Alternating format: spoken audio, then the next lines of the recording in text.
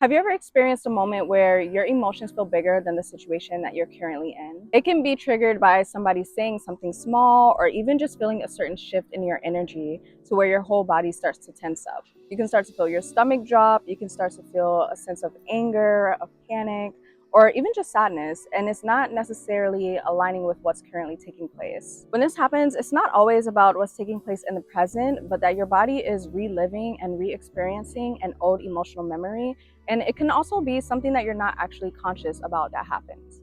These are called emotional flashbacks. So if this is something that sounds similar to what you experience, I'm going to dive into why this happens, how to overcome it so that you can take back your power. So if you're interested, let's get right into it.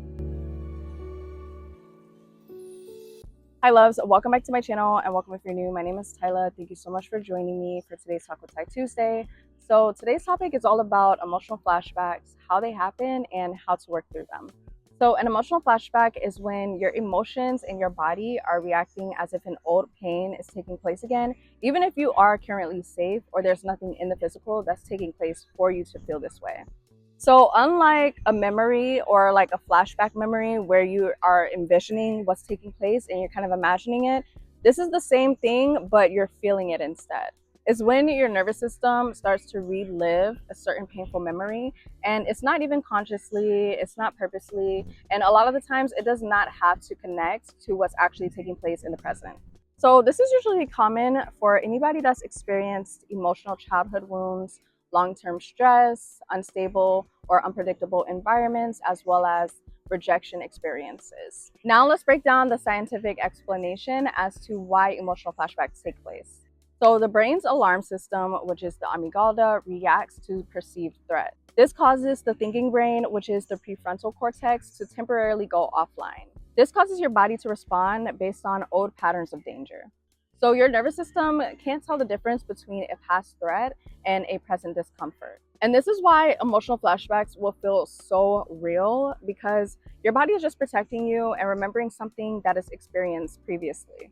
So this can cause you to feel feelings of shame, intense sadness, emotional shutdown, feeling abandoned, feeling criticized, overreacting and not knowing why. It can cause you to feel frozen, like you don't want to speak, or even feelings of withdrawing or wanting to withdraw. So it's not the actual event returning and taking place, but just that emotion from the event.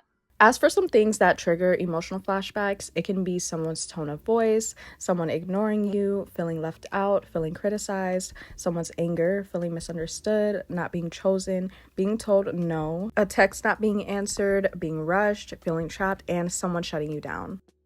Now let's also get into why emotional flashbacks happen. The first one is from having unresolved trauma. So this can be childhood wounds or emotional wounds, or even just trauma from previous relationships. If you've experienced being in situations, environments, or relationships where you've experienced a lot of stress, a lot of trauma, a lot of emotional neglect, or just abuse of any form, then you're most likely going to experience emotional flashbacks, or those moments where you feel those same feelings and emotions being triggered and coming back up.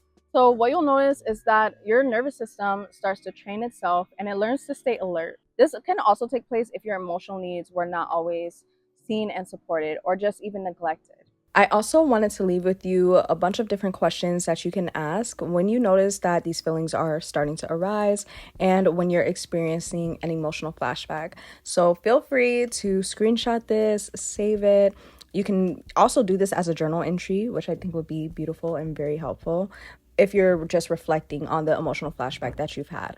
So something that's really important to remember and understand when it comes to this is that when you experience emotional patterns, this becomes imprinted. And so this causes your body to learn to survive in a different type of emotional environment and reacts even when you're safe. That is all for this video, you guys. I do hope that you enjoyed and found it useful. If you did, be sure to like, comment, share, and subscribe, and I'll catch you guys in my next video. Peace out and much love.